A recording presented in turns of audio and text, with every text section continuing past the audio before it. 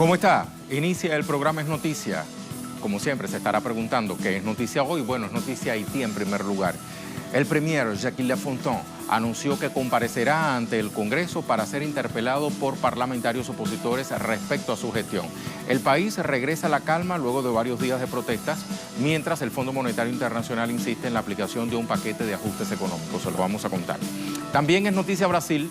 Miles de personas tomaron hoy las calles de las principales ciudades del país suramericano para exigir la libertad del expresidente Luiz Inácio Lula da Silva, preso en Curitiba sin pruebas que avalen su presunta culpabilidad, como denuncian movimientos sociales y otros sectores. Aquí los pormenores. También es noticia Reino Unido. En medio de numerosas protestas, el presidente estadounidense Donald Trump culminó su visita oficial. Además de reunirse con la primera ministra británica Theresa May, el jefe de la Casa Blanca sostuvo un encuentro con la reina Isabel II. Los detalles en minutos. Acompáñenos.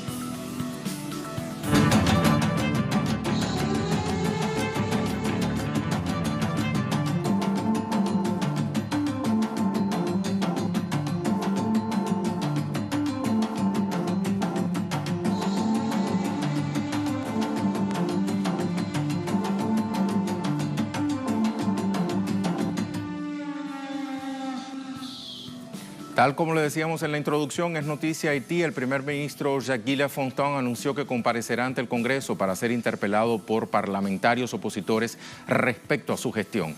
El país regresa a la calma luego de varios días de protestas, mientras el Fondo Monetario Internacional insiste en la aplicación de un paquete de ajustes económicos. De varias jornadas de protestas de calle y una huelga general de 2 días, el país entra en relativa calma, tras haber suspendido el gobierno el aumento de los precios del combustible por el momento. El primer ministro informó este viernes que asistirá al Senado para responder sobre su gestión en los últimos 17 meses, especialmente en relación con los hechos violentos ocurridos el 6 y 7 de julio, y el incremento de los combustibles que han experimentado alzas entre el 37 y 51%. La comparecencia despeja las dudas sobre una posible dimisión del mandatario, quien expresó a través de las redes sociales que hablará al Congreso sobre los logros de su administración.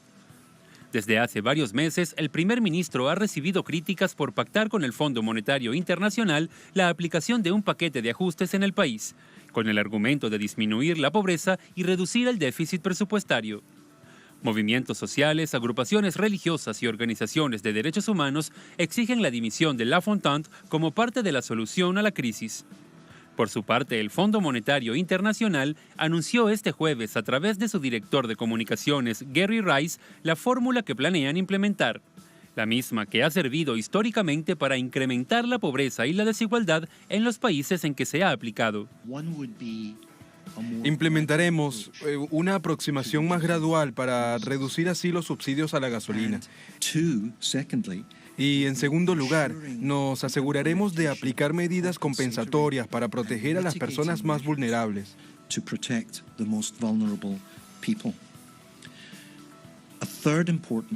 Un tercer punto importante es que con la implementación de estas estrategias de ajustes, esperamos ayudar a liberar el apoyo adicional y el compromiso permanente de la comunidad internacional y otros socios.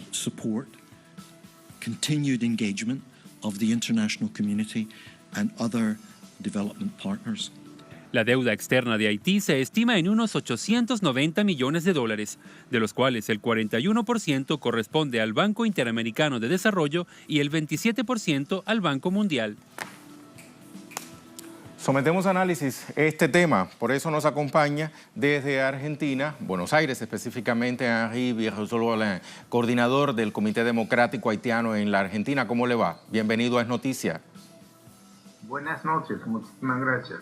Muy buenas noches. Se ha dicho que la causa de las protestas que estallaron los días 6 y 7 de julio fue el anuncio del aumento del precio del combustible.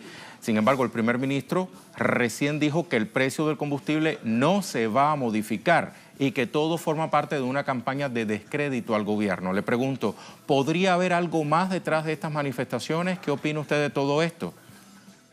Bueno, en primer lugar había que tratar de contextualizar esto. A nuestro entender, o al entender de muchas organizaciones populares haitianas, el detonante fue el anuncio del aumento en los precios de los combustibles. Eso es un primer tema. Hay que ver eso como detonante. La situación en Haití es una situación de empobrecimiento como producto directo de la extrema dependencia del país del imperialismo norteamericano. Haití funciona como una perfecta colonia de los Estados Unidos desde la primera ocupación militar del país de 1915 a 1934, imponiendo una serie de estructuras al servicio de los intereses del imperialismo y de una pequeña parte de la oligarquía haitiana. Entonces, ese sistema a través del tiempo nunca supo dar respuestas a los acuciantes problemas del pueblo haitiano. Hoy tenemos un 70% de nuestra población activa que no tiene trabajo, una esperanza de vida que no supera los 50 años, una tasa de analfabetismo superior al 60%, un obrero que tiene suerte de trabajar gana 350 GUT por día cuando todos los estudios demostraron y demuestran que hace falta por lo menos 1000 GUT por día para poder vivir dignamente. Entonces, eso es una situación explosiva. Además, vivimos en un país donde la comunidad internacional, manejada fundamentalmente por el imperialismo norteamericano, ha recurrido a la instalación, a la protección de dictaduras feroces como la de la familia Duvalier, golpes de Estado, invasiones y ocupación. Por ejemplo, la última ocupación de la ONU empezada en el 2004, luego del derrocamiento del presidente Argentina en el año del bicentenario de nuestra independencia. Y manipularon elecciones, etc. El actual presidente Jovenel Moïse fue electo a través de elecciones calificadas por todos, por muchos, de fraudulentas, pero ellos mismos reconocen que Jovenel Moïse sacó menos de 500.000 votos sobre un padrón electoral de 6.200.000, lo que significa realmente una falta de legitimidad y se vio en las calles el otro día. Entonces, hay que poner en contexto eso. Es una explosión social donde las masas no quieren seguir viviendo como antes. Entonces, hay un eslabón de la cadena de la dependencia que se ha roto. Entonces hay que empezar a pensar en resolver los problemas de la gente y no solamente estar al servicio del Fondo Monetario Internacional, del Banco Mundial, del imperialismo y de la pequeña oligarquía haitiana. Eso es el tema. Es un estallido, es una insurrección popular que reclama cambios. Entonces, en este momento hay una tensa calma. Yo diría que no diría tanto está regresando a la normalidad, porque un país donde millones de seres humanos viven en condiciones infrahumanas, yo no puedo llamar eso algo normal. Entonces, creo que hay una tensa calma y que no pasa solamente por la interpelación del primer ministro mañana, porque lo que la gran mayoría exige es un cambio real, no solamente la salida del primer ministro, sino del presidente y también cerrar el Parlamento. La situación de Haití sale de las condiciones o de las normas de lo que se ve comúnmente en Latinoamérica. Es una situación muy delicada, compleja, todo se torna compleja, sobre todo se torna compleja, Henri, si tenemos en cuenta que Haití viene prácticamente de atravesar por una crisis electoral que tuvo numerosos altibajos, ¿no? Se denunciaba fraude electoral, se suspendían las elecciones, se volvían a convocar los comicios, el pueblo no estaba conforme con la revisión que se daba de las papeletas, hasta que finalmente se logró, tras un periodo de transición, un gobierno. Y todo parece indicar que a este gobierno el pueblo ya en muy corto tiempo le está pasando la cuenta. Exactamente. Es decir, usted ha resumido todo ahí. Usted ha resumido todo. Porque hay que ligar también lo que está pasando ahí, no solamente con un problema de condiciones materiales de existencia infrahumana, no solamente con el tema de aumento de los precios, de la carestía de la vida, etcétera, sino a un poder político que el pueblo no se reconoce, que no hay apoyo real, no hay confianza. Y durante los 17 meses ese presidente parece siempre que estuviera en campaña. Es decir, el pueblo no ve realmente en su realidad concreta acciones concretas, respuestas concretas, ¿no? Solamente una serie de anuncios tras anuncio, pero no pasa absolutamente nada. Entonces hay una especie de impaciencia, de exigencia, y le habían advertido al presidente que no aumente esto. Incluso el presupuesto aprobado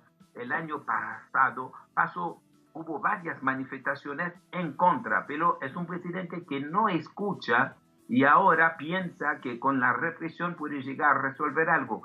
Creo que es difícil esto, va a haber un baño de sangre si la gente no, si los dirigentes no entienden realmente la complejidad de la situación y el hartazgo de la gente de seguir viviendo en condiciones infrahumanas. La ONU trajo a Haití, ¿no? Trajo a Haití el cólera, que nos costó ya más de 20.000 muertos, 1 millón de personas infectadas, ¿no? Han violado niñas de 12 años. El presidente Trump en enero o febrero, en enero pasado, trató a nosotros de shithole, ¿no? Y hubo un silencio total de parte del gobierno. No hubo una respuesta a esto en función de defender la dignidad, ¿no? Ni siquiera hablar de la soberanía del pueblo. Entonces hay una entrega total de los recursos del país. Además es un gobierno acusado, porque la continuidad del gobierno anterior, acusado de corrupción, ¿no? Y está protegiendo, por ejemplo, este gran esfuerzo de Venezuela para ayudarnos a través de Petrocaribe, donde el pueblo venezolano, el gobierno venezolano había beneficiado al pueblo haitiano con $3.000 millones casi, y no se sabe qué se ha hecho con este dinero. Entonces se pide investigación y el presidente dijo desde que él es presidente no va a pasar absolutamente nada. Entonces el pueblo no ve esto. El expresidente Martelly dijo en tono de chiste, burlándose de la gente cuando le preguntaban qué pasó con este dinero, no dado generosamente con todo ese apoyo del Venezuela. Él dijo, no, qué sé yo, él lo ha puesto en Best Western, en la construcción de hoteles, en la construcción del Hotel Marriott, etcétera, ¿no? Entonces, bien, Henry, sobre la base de este escenario que se está presentando hoy por hoy, con el actual gobierno de Haití y la asistencia presuntamente pronto del primer ministro ante el Congreso, ¿qué pudiera pasar? Se lo pregunto porque usted acaba de decir hace solo minutos que el pueblo está viviendo una tensa calma. Esto es muy preocupante. ¿Qué pudiera suceder después que asista al Congreso el primer ministro? Yo creo que lo menos que pueden hacer para intentar calmar es dar un voto de censura al primer ministro. Por lo menos alguien se tiene que hacerse responsable de todo esto. Alguien. Ahora, caso de no recibir un voto de censura, realmente creo que va a haber una respuesta contundente. Ojalá que puedan ver esto. Y no sé si el pueblo y las organizaciones populares van a aceptar esto, porque están exigiendo la renuncia del presidente también, ¿no? Incluso están hablando de dejar de lado la Constitución, de que hay que hacer una nueva asamblea constituyente. Eso me hace acuerdo cuando el presidente Chávez juró sobre la Constitución moribunda. El pueblo haitiano considera en este momento que la Constitución esta tiene límites muy grandes, ¿no? Entonces se está hablando realmente de hablar de una conferencia nacional soberana, lo que significa el fin de la ocupación del país. Ahora bien, ¿justifica usted las protestas de calle? ¿No sería, digamos, el diálogo la vía más democrática para lograr un entendimiento entre el gobierno y los diferentes sectores sociales que han estado manifestando? Correcto, hubiese sido lo mejor, pero usted tiene que ver, son cosas de más de 100 años. Hace 17 meses que se intentó de todas formas, incluso con movilizaciones en las calles, para decir al presidente, al gobierno, que no se puede fijar así un salario por decreto sin atender las necesidades. Se intentaron distintas cosas. Entonces llega un momento cuando la injusticia se transforma en ley, la rebelión se transforma en un deber. Es decir, no hay forma posible, porque cuando las clases dominantes haitianas y el imperialismo norteamericano fundamentalmente se empecinan realmente en callar a la gente, en no escuchar, entonces es difícil el diálogo. El diálogo sí te va a tener que dar entre gente que realmente piense en los intereses del pueblo haitiano, ¿no? Pero con esta gente me lo veo difícil eso. Ojalá que la razón pueda asistir a ellos en algún momento y entender que el camino emprendido conduce directamente a mayores enfrentamientos. Y lo que nosotros, y lo que es posible, lo que parece en el horizonte también, es una intervención armada de los Estados Unidos. Bueno, entonces, esperemos que ese no sea el escenario. Esperemos que el escenario sea justamente la vía dialogada, ¿verdad? Muchísimas gracias, Henry. Ojalá. Por eso mañana es un día fundamental. Vamos a ver qué va a pasar. Yo creo que lo más inteligente que pueden hacer, por lo menos, es dar un voto de censura y así ver si pueden salvar el puesto del presidente. Henri, muchísimas gracias por sus percepciones en este programa de Telesur. Merci beaucoup. Una solidaridad plena de ustedes. A très bientôt. Merci, Boisrolien. Nos acompañaba desde Buenos Aires. Vamos a someter a su consideración algunas de las publicaciones que se vienen manifestando a través de las redes sociales. Por ejemplo, nuestro compañero Rolando Segura, a través de su cuenta en Twitter, nos facilita declaraciones del primer ministro, Le Fontaine.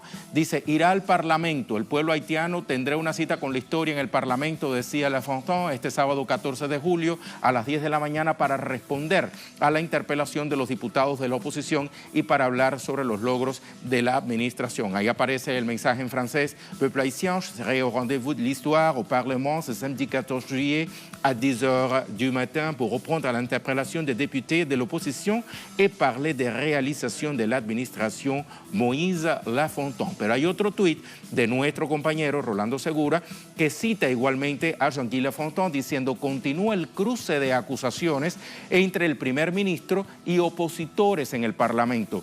Lo cita, el precio del combustible no cambia y no cambiará. Dejen de envenenar a la gente. Cualquiera que sea la parte que tiene la razón, hay que esperar entonces a ver cómo se desarrollan los acontecimientos en las próximas horas. Por lo pronto le invito a que consulte la cuenta en Twitter de nuestro Rolando Segura, así como la de nuestra colega Daisy Toussaint, que también, como puede ver, manifiesta información, incluso videos con reportes en su perfil. Continúa la normalidad en las calles. Vamos a rectificar sobre la base de lo que nos dice el invitado. Vamos a hablar de una tensa calma y centros comerciales en el país caribeño se mantienen intentando retornar a sus actividades cotidianas. Mañana será la interpelación parlamentaria, nos decía más temprano Daisy Toussaint. A pocas horas de la interpelación del primer ministro ante el Parlamento hay alerta de manifestación en Puerto Príncipe, nos decía hace ya algunas horas. Consulta entonces el timeline de nuestros colegas en Puerto Príncipe. Marcamos una pausa en la información. Al regreso es Noticia Brasil. Miles de personas tomaron hoy las calles de las principales ciudades del país suramericano para exigir la libertad del expresidente Luis Inácio Lula da Silva, preso en Curitiba sin pruebas que avalen su presunta culpabilidad, como denuncian movimientos sociales y otros sectores. Más información al regreso de la pausa.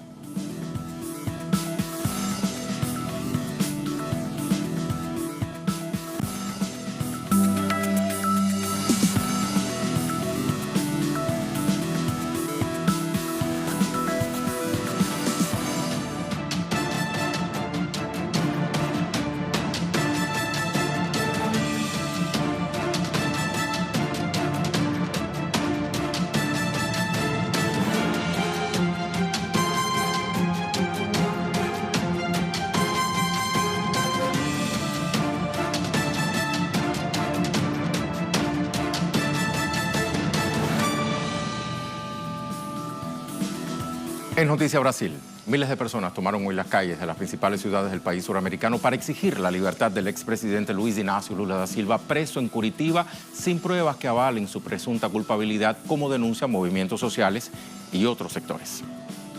Con masivas concentraciones en plazas y espacios públicos de los 27 estados brasileños, exigieron la excarcelación del expresidente Luis Inácio Lula da Silva y denunciaron que, manteniéndolo en prisión, sectores de ultraderecha intentan impedir su participación en las elecciones presidenciales del 7 de octubre próximo. La jornada, convocada por el Partido de los Trabajadores y bautizada como Día Nacional de Lucha Lula Libre, estuvo encabezada por centrales sindicales, activistas sociales, políticos y civiles que respaldan la candidatura presidencial de Lula. Una de las principales concentraciones fue en la ciudad de Porto Alegre, donde se encuentra el Cuarto Tribunal Regional Federal que ratificó la condena de Lula el pasado domingo. También en la Plaza Cinelandia, en el centro de Río de Janeiro, se reunieron decenas de personas. La prisión de Lula es una decisión política y luchar por su libertad es luchar por la democracia de Brasil. Todo el mundo ya reconoce, y mucho más desde el domingo hasta ahora, que nosotros estamos viviendo efectivamente bajo un golpe. Y si alguien tenía alguna duda, ahora ya no la tiene. Nosotros no tenemos normalidad democrática y la prisión de Lula es una etapa muy fuerte del golpe. Primero Dilma, después Lula preso, y ahora la tercera etapa es no dejar que Lula sea candidato. En redes sociales, con la etiqueta Lula Libre Ya, los brasileños expresaron su rechazo a las acciones judiciales emprendidas contra el expresidente. La presidenta del PT, Gleisi Hoffmann, informó que las manifestaciones se extenderán hasta el próximo 15 de agosto, día en que se presentará la candidatura oficial de Lula, y esperan quede absuelto de las supuestas acusaciones de corrupción por las que lleva más de 90 días en prisión. La víspera, Lula dijo que quienes emprenden una persecución judicial en su contra no solo quieren mantenerlo preso, sino también impedir que el pueblo lo escuche. La afirmación la hizo en referencia a la orden de la jueza Carolina Levos, quien le prohíbe emitir declaraciones a la prensa. Los exministros Celso Amorim y Franklin Martins fueron quienes transmitieron las ideas del expresidente a los periodistas apostados en las afueras de la cárcel de Curitiba. También, mediante un mensaje en Twitter, Lula expresó: "Reafirmo mi condición de candidato a la presidencia de la República. No voy a renunciar al pueblo brasileño para recuperar nuestra democracia y hacer que este país crezca de nuevo con la justicia social". Además, recordó que las acusaciones del juez Sergio Moro nunca fueron probadas y todo ha sido un espectáculo mediático. Nos vamos entonces con Ignacio Lemos desde Sao Paulo para que nos actualice sobre esta jornada de movilizaciones, jornada de manifestaciones populares. Nacho, cuéntanos. Saludos, Rey. Así es, si hubo un acierto por parte del Partido de los Trabajadores fue mantener la candidatura de Luis Inácio Lula da Silva. Eso quedó demostrado el último domingo cuando se vio en el seno de la justicia brasileña una grieta. Por un lado, un juez que liberaba a Lula, por otro lado, otro juez como Sergio Moro, que se encontraba de vacaciones y que interrumpía la decisión de un juez en segunda instancia, en una instancia superior, y en eso quedó claro que las brechas en la justicia brasileña muestran la parcialidad por parte del juez Sergio Moro y el carácter político de la sentencia contra Luis Inácio Lula da Silva. Así lo señalaba Gleisi Hoffmann, presidente del Partido de los Trabajadores, que advirtió que estas manifestaciones por parte de la justicia se volverán en contra de los propios sectores conservadores que pretenden mantener. Es por eso que el Partido de los Trabajadores ya el domingo mismo inmediatamente convocó a la población a las calles, y esas manifestaciones continuaron durante la semana hasta hoy, donde también tuvo lugar una manifestación frente al Tribunal Cuarto de Porto Alegre, este tribunal de donde salió en primer lugar la liberación de Lula, la orden expedida por el juez Fravetto, y después por donde también salió la anulación de la libertad de Luis Inácio Lula da Silva, que se encuentra ahora en este momento en la sede de la Policía Federal de Curitiba hace 3 meses, aguardando de cara a las elecciones presidenciales. Se viene un mes muy importante de cara a estas elecciones presidenciales, porque se definirá todo de aquí al 15 de agosto, cuando se presenten las candidaturas presidenciales en Brasilia, y todos pretenden que Luis Inácio Lula da Silva tenga lugar con su candidatura, que garantice la candidatura de Luis Inácio Lula da Silva. Es por eso que se llevarán a cabo varias manifestaciones durante estos días, con un punto especial el 28 de este mes, con un festival Lula Libre en la ciudad de Río de Janeiro, con la presencia de músicos como Gilberto Gil, Chico Buarque, músicos que han tenido un papel desencadenante en la lucha contra la dictadura en Brasil, y también luego ya el 15 de agosto una gran marcha de diferentes ciudades hasta Brasilia para que se garantice la candidatura del candidato que aún cuenta con la mayor intención de voto y casi doblega al resto de los contrincantes de cara a las elecciones presidenciales de octubre, Rey. Mucha actividad entonces en la calle. Muchísimas gracias, Nacho. Hasta muy pronto. Nacho Lemus, desde San Paulo. Vamos al análisis nuevamente. Sobre este particular nos va a hablar Beto Almeida, presidente de la televisora Ciudad Libre de Brasilia, destacado periodista. Nos ha acompañado desde la génesis de Telesur prácticamente. Beto, ¿cómo está? Muy buenas noches, Reyes. Buenas noches a los televidentes. Muy bien, acá estamos. Bueno, Beto, las imágenes de las movilizaciones sociales nos dan cuenta de que la justicia brasileña va por un lado mientras el pueblo va por otro respecto al caso Lula, ¿no cree? Es un impasse creciente, una polarización que tiene una característica también de instabilidad muy aguda, porque mismo dentro de la justicia hay sectores que ya se dan cuenta de que se trata de una condena injusta a Lula. Tan es así que la propia presidenta del Supremo Tribunal Federal tiene miedo de poner en examen el habeas corpus que pide la liberación de Lula. Lo engaveta. ¿Por qué lo engaveta? Porque tiene miedo de que dentro del propio Supremo tenga un surto de razón y que vea realmente que esa condena a Lula es algo completamente aberrante porque no hay pruebas. Entonces, lo que estamos viviendo en Brasil es que el principal protagonista de ese escenario preeleitoral está en la cadena, está preso. Y él sigue dando las principales movidas porque se reunieron a pocos días los partidos de derecha conservadores, no logran encontrar una salida, un candidato, un programa, no tienen una perspectiva, mientras que Lula sigue siendo lo que hace jugadas, movidas, propuestas incluso programáticas, de manifiestos, y sigue siendo y reiterando su candidatura, que será inscrita oficialmente en el Tribunal Superior Electoral el 15 de agosto. Entonces, de hoy hasta el 15 de agosto habrá intensas movilizaciones por todas las capitales para defender el derecho del candidato que está preso ser candidato, y solamente está preso porque es un candidato imbatible.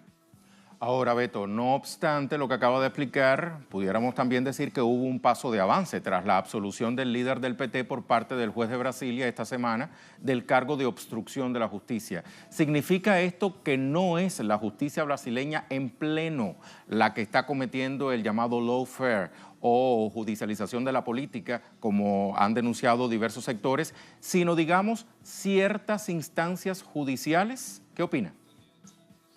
Por ejemplo, el Tribunal Federal Regional de Porto Alegre, en este domingo, tuvo un acto de dar el orden de liberación de Lula. Fue un desembargador, ¿no? Un juez que tenía toda la prerrogativa para actuar así. Ilegalmente, irregularmente, el juez Moro, la TV Globo, una mezcla de media con sectores judiciales que tienen miedo de la aplicación plena constitucional dentro del judiciario, se movimentaron para impedir el cumplimiento del orden, algo completamente anormal. Y por eso mismo la propia presidenta del Supremo Tribunal, como dijo, tiene miedo de poner sobre la mesa el examen del habeas corpus para Lula. ¿Por qué tiene miedo? Porque sabe que hay sectores cada vez más, incluso en la más alta corte, que puede ser sensible a los argumentos de la defensa de Lula, porque son argumentos muy lógicos, muy simples. Por ejemplo, no hay nada en la Constitución que diga que Lula no puede esperar en libertad de su condena. O sea, él no está condenado en última instancia, puede esperar en libertad y puede inscribirse y ser candidato.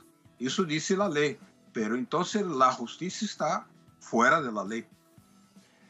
¿Sabe que llama mucho la atención, Beto, que durante este periodo se ha mantenido, para hablar con mayor propiedad, en un silencio sepulcral el presidente Michel Temer respecto al caso Lula. Nos llama mucho la atención eso. ¿Qué pudiera haber allí? ¿Sucede que se lo dejó todo a la justicia para que resolviera el caso Lula el presidente Michel Temer? Bueno, el presidente Michel Temer tiene una impopularidad que alcanza casi 97%, casi 97%. Es un hombre que está demoliendo lo que en Brasil fue construido durante décadas, desde el presidente Getúlio Vargas, el Estado Social brasileño, las empresas estatales, todo eso está siendo demolido. Ese hombre que tiene una ilegitimidad crónica, no tiene perspectiva, tiene esa impopularidad y sabe que puede salir de esa silla presidencial e ir directo a la cárcel.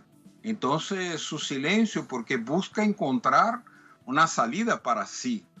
Eso permite interrogantes como, ¿será que haberán realmente elecciones?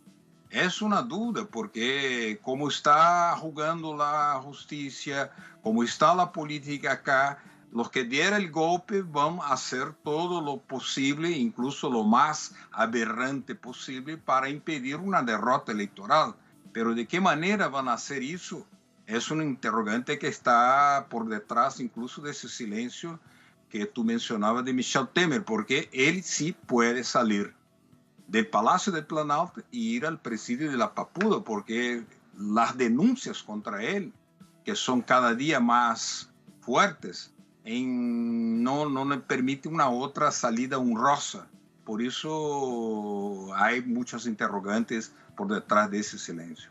Beto, 1 millón de gracias por explicarnos siempre lo que sucede en Brasil, puertas adentro. Muito obrigado. Muito obrigado, Regis. Un saludo, muchas gracias. Parabéns por el portugués también. Chao.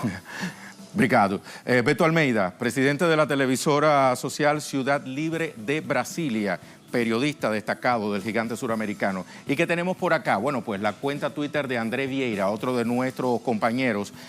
Lula libre ya, es una etiqueta que ha estado posicionada por estos días.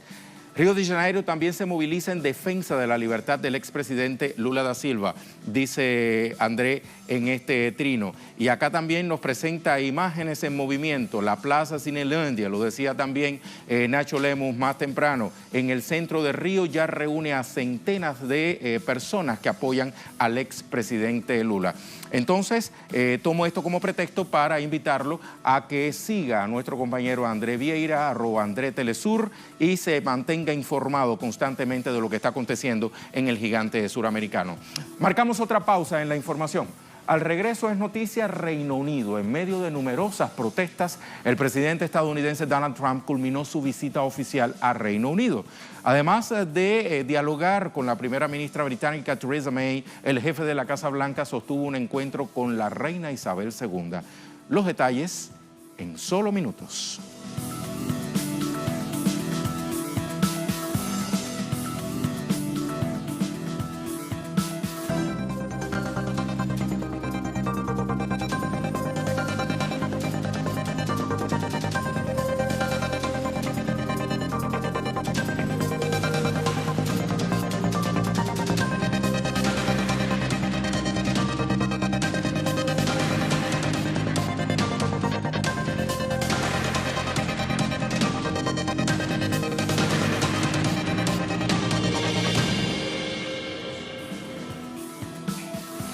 Es noticia Reino Unido. En medio de numerosas protestas, el presidente estadounidense Donald Trump culminó su visita oficial a ese país. Además de reunirse con la primera ministra británica Theresa May, el jefe de la Casa Blanca sostuvo un encuentro con la reina Isabel II. En el castillo de Windsor finalizó este viernes la primera visita oficial del presidente Donald Trump a Reino Unido. En su segundo y último día de estancia en el país europeo, el mandatario sostuvo un encuentro con la primera ministra británica Theresa May, en el que dialogaron sobre la concreción de un acuerdo comercial transatlántico. Tenemos mucho que discutir. Tenemos que discutir nuestra relación especial, que es genial, entre el Reino Unido y los Estados Unidos. Vamos a discutir las oportunidades reales que tenemos para un fantástico acuerdo comercial cuando salgamos de la Unión Europea. Y por supuesto, discutiremos sobre política exterior y asuntos de defensa y seguridad. Estados Unidos es nuestro socio de defensa y seguridad más antiguo y más profundo. Trabajamos muy bien juntos. El presidente hizo un muy buen trabajo en la OTAN, alentando a otros a cumplir con su compromiso. La visita de Trump ha generado polémica por sus recientes declaraciones a un medio donde presuntamente critica la estrategia negociadora de Theresa May para salir de la Unión Europea. También calificó de terrible el desempeño del alcalde de Londres, Sadiq Khan, y acusó a la inmigración de estar cambiando negativamente el entramado de la sociedad europea. Las declaraciones fueron rechazadas horas más tarde por el propio Trump en rueda de prensa. Aseguró que no había criticado a su anfitriona y calificó lo publicado como noticias falsas. Este escenario se da en medio de protestas en diferentes puntos del Reino Unido, especialmente en Londres, la capital, donde cientos de manifestantes alzaron su voz en repudio a la visita del jefe de la Casa Blanca. Rechazamos todo lo que presenta Trump, que es absolutamente atroz y ridículo. Realmente no lo quiero en nuestro país, por lo que tenga que decir sobre lo que sucede aquí. Por lo tanto, está arruinando a Estados Unidos, no va a venir aquí a arruinar el nuestro. El presidente estadounidense señaló que sus relaciones con la primera ministra británica han progresado rápido y bien, y alabó la histórica relación entre los dos países. Trump agregó que él y su par británica coincidieron en la necesidad de frenar el desarrollo de armas nucleares por parte de Irán, estrechar la cooperación en materia de defensa y en la importancia de controlar la inmigración para detener el terrorismo.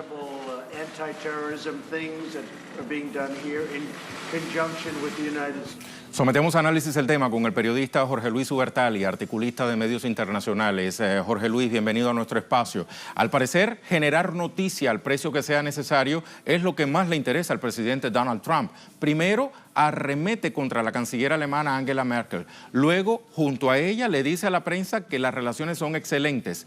Presuntamente hace lo propio con la primera ministra británica Theresa May. ¿Qué busca Trump con este periplo por Europa y sus polémicas declaraciones? Buenas noches. Disculpe que no puedo salir por televisión porque no me anda el Skype. Pero el tema es el siguiente, que Trump lo que está queriendo hacer ahí, por lo menos con Theresa May, es tratar de que rompa más o menos las relaciones con Europa, porque Theresa May, pues, como ustedes saben, hizo un Brexit suave y le renunciaron dos ministros, el canciller y el ministro de Salud. Uno es David Davis y el otro es Johnson. Y por lo tanto, Trump lo que quiere es que Inglaterra, como él dijo que se llamaba Inglaterra en su iglesia, ¿no? Quiere que Inglaterra se despegue de Europa porque la quieren presionar a Inglaterra por varias razones. Primero, para ayudar a Rusia, que saben que Inglaterra y Rusia están en conflicto, Inglaterra tiene un conflicto con Rusia, presionar a la OTAN para comprar armas a Estados Unidos, con la Alemania de alguna forma se opone, porque Alemania está construyendo, Rusia va a construir un gasoducto hacia Alemania, en el Nord Stream 2, y Estados Unidos se opone porque quiere venderle gas a Europa, y Europa desecha el gas ruso.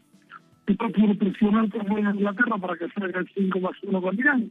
Pero como se sabe, hay un pacto con Irán de 5 países, cual el Reino Unido forma parte, y tienen que Reino Unido también un gran parte este acuerdo que se hizo con Irán en función de que Israel presiona a Estados Unidos para que este acuerdo se rompa. Y después, justamente el problema principal es el tema del Nord Stream, que se va a construir en el centro báltico y que Alemania lo había visto bueno, porque se empezó a construir ahí. Y entonces, bueno, acusa a la canciller alemana, acusa a Alemania de ser una especie de prisionero de Rusia. Y después uno sabe cómo actúa Trump. Por un lado dice una cosa, después no genera las cosas, se le hace más digerible, digamos, ¿no? Pero obviamente lo que se ve es que están presionando a la primera ministra británica, Theresa May, para que las relaciones con Europa el año que viene se rompan definitivamente y no se haga un Brexit acorde con las empresas que tienen operaciones en un país y en otro, y si se sale de la Unión Europea y de Rusia, las empresas de alguna forma tienen un problema porque en un lado ensamblan una cosa y la otra ensamblan otra, ¿no? Eso es lo que se ve, digamos. Después hay otras cuestiones políticas más profundas. La vieja política de Estados Unidos divide y vencerás, tomada justamente de un alto representante del Imperio Romano. Muchísimas gracias, Jorge Luis, por esta reflexión para el programa Es Noticia. Hasta muy pronto. Jorge Luis Urbertali, articulista de medios internacionales, nos acompañaba desde la Argentina. Como colofón a este análisis, le invito a consultar nuestro sitio digital en español, www.telesurtv.net. Ahí aparece una galería de fotografías relacionadas con algo que le planteábamos en nuestro informe inicial. Británicos marchan para rechazar la visita de Trump a Reino Unido. El mandatario estadounidense llegó a ese país, fue recibido por coloridas y originales protestas que reprueban su presencia en el país europeo. Vemos, por ejemplo, Not Today Satan, o sea, Satanás no hoy, y Trump go home, o sea, Trump vete a casa, regresa a casa. No es prácticamente el leitmotiv que está presente en los numerosos carteles que acompañaron a esta manifestación. Vean cómo se manifestaban entonces, por ejemplo, el ocupante de la Casa Blanca, dice este pie de foto, es acusado por impulsar políticas denigrantes en torno a temas que van desde la inmigración, las relaciones raciales y de género, hasta el cambio climático. También vetan a Trump por considerarlo racista y machista. Otra fotografía en plena calle. Los organizadores de las protestas señalaron que tienen previsto realizar este tipo de actividades aproximadamente en 50 ciudades de Reino Unido. Si quiere saber más, ya lo sabe, vaya a nuestro sitio digital www.telesurtv.net. Ponemos punto final a esta edición de Es Noticia, no sin antes contarle que también hoy ha sido noticia Nicaragua, ¿verdad? El presidente Daniel Ortega acompañó al pueblo en el gran repliegue por la paz. Ortega reiteraba su llamado a la reconciliación como única vía de garantizar la paz en el país centroamericano. Con imágenes de esa multitudinaria concentración en apoyo al gobierno sandinista, despedimos nuestro espacio hoy. Hasta la próxima.